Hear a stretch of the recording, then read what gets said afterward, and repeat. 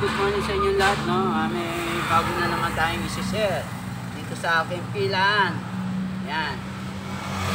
Yan, o, hulaan nyo yan kung ano ito, at saka ito. Yan, no? So, mamaya lang, anong gagawin natin? Iihaw natin ang tilapia. So, yan lang kayo mga followers. Basic lang to. Ha? Nanggigigil na ako nung pang ginagawa natin. Tara na!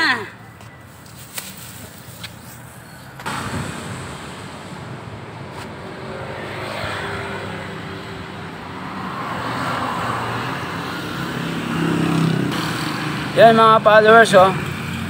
Kawan na tayo. At nandito ako sa pilan at dito na rin ako magla-lunch.